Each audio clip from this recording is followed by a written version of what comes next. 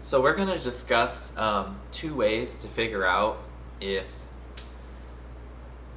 a series converges. Forget about absolute convergence. Forget about conditional convergence. We're just looking at the terms of the series. We're just looking at the series and their terms. Does it converge or not? And they're the ratio and the root tests. Okay, so if you think about what you know, actually let's go to writing mode, my bad. Okay, so we know for something to oops, why is my little thing not on? We know that for something to converge, the terms have to go to 0, right? In other words, they have to keep on getting smaller and smaller and smaller. So the ratio test actually makes a lot of sense. If the terms are getting smaller, then an plus 1 is going to be less than or equal to an. Agreed? That's how you know that the terms are decreasing. Which means that the ratio of those two terms has to be less than or equal to 1. So to get it to decrease, you need their ratio to be less than 1, right? And it's actually pretty straightforward about how this works. What you're going to do is calculate the limit as n goes to infinity of the ratio of the terms. But it's not just the ratio of the terms that you're going to calculate. You need to calculate the absolute value of the ratio. Because the terms getting smaller by themselves will not make it converge.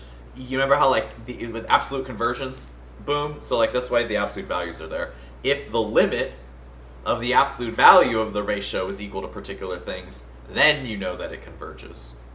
So just the ratio itself doesn't tell you enough. So this value, we're going to call it rho. So you calculate this limit, the limit of the absolute value of the ratio of the terms. Whatever you get, call that rho. If 1, rho is greater than or equal to 0 and less than 1, then your series converges absolutely.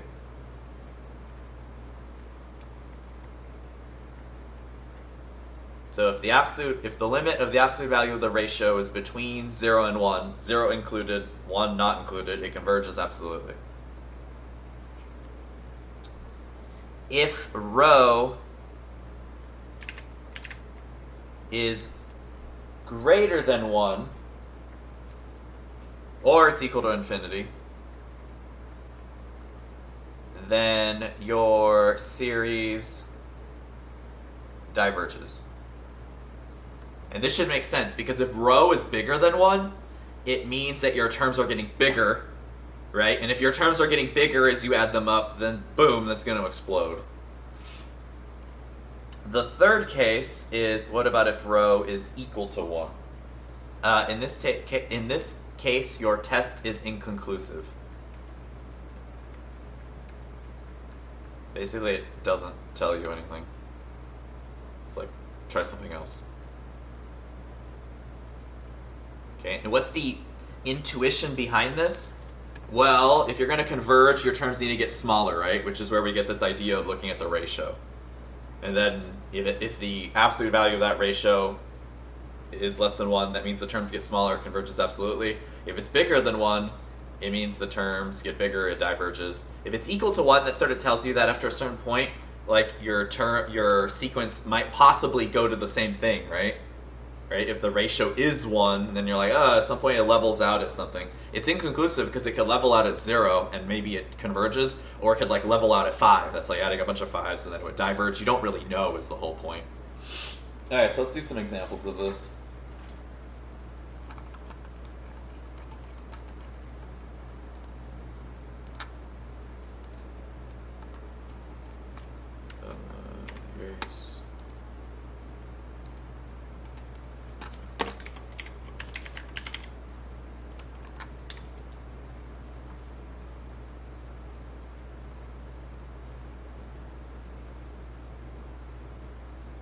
So you're going to get 2 to the n over n factorial.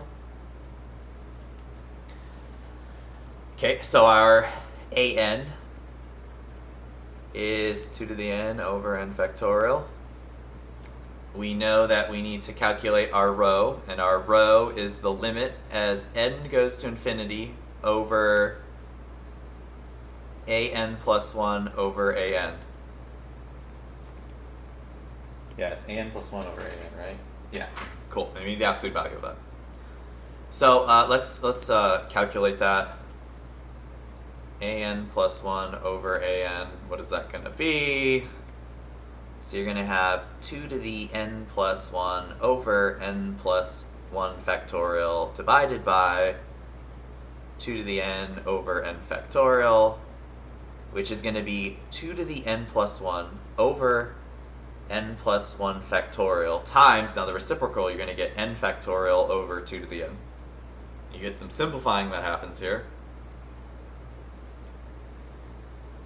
Okay, so the 2 to the n will cancel with all but one of the 2's, right? Because 2 to the n and 2 to the n plus 1 are just a bunch of 2's multiplied a bunch of times, right?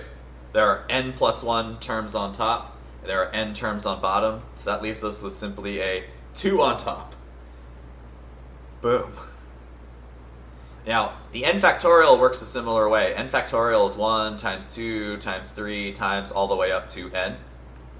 The n plus 1 factorial is 1 times 2 times 3 all the way up to n times n plus 1.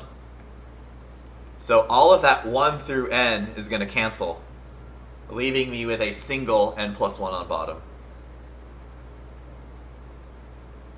This is a little confusing for people sometimes, but hopefully it makes sense. With the 2's, you get a bunch of 2's multiplied n plus 1 of them on top. You get a bunch of 2's, n of them on bottom, right? There's just 1 2 left over. Similar sort of thing for the factorial, because factorial means you multiply by all the numbers 1 up to your number. All the numbers 1 through n share in common all the numbers 1 through n plus 1, right? All the 1 through n's are shared for the factorial on top and bottom. You're left with the single n plus 1 on bottom. Okay, so what are we calculating here?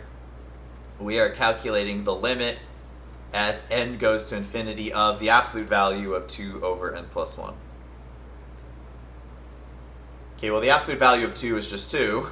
Factor it out. Because n is getting bigger, 1 over n plus 1, its absolute value is just 1 over n plus 1, right? Because as n goes to infinity, n plus 1 is positive, so the absolute value makes no difference. And what is the limit of 1 over n plus 1? As n gets really big, that goes to 0, and 2 times 0 is 0. My rho is 0. Now, what does the ratio test tell us? Well, if rho is equal to 0, it converges absolutely.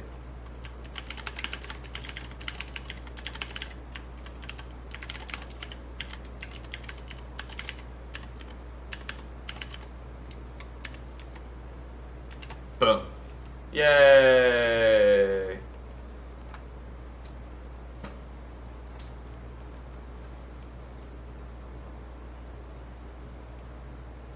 Okay. Usually these are like a lot of work. Actually, no, they're not that bad. It's usually a lot of algebra is the hard part. Like, if you're gonna get stuck anywhere, you're probably gonna have a hard time doing the canceling that I did, because you're gonna look at it, you might possibly say like, oh, n factorial and n plus 1 factorial, I don't know, like, what is that exactly? Usually it helps to write out the terms, and you just notice like, oh, they all usually what's gonna happen is that you're gonna notice a bunch of stuff cancels, and you're left with like a single thing most of the time. But we'll do another one.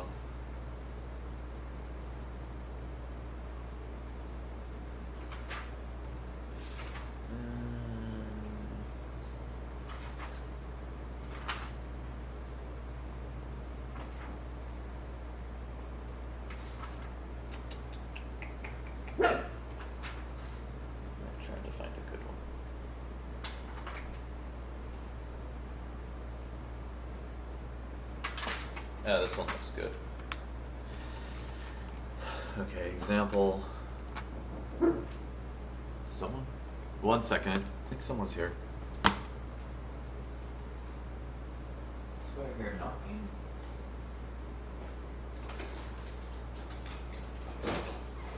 Weird. Okay, I swear I heard someone knocking at my door. Apparently not. Freaked me out. Sorry about that. Okay, so example. Let's do sigma.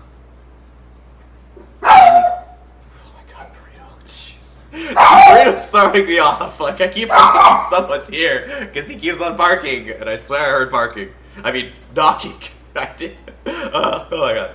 Okay, so let's say you're doing the sum of n to the n over n factorial. There we go. Okay, so what's our an? Our an is n to the n. Oh, there is someone here. Pause.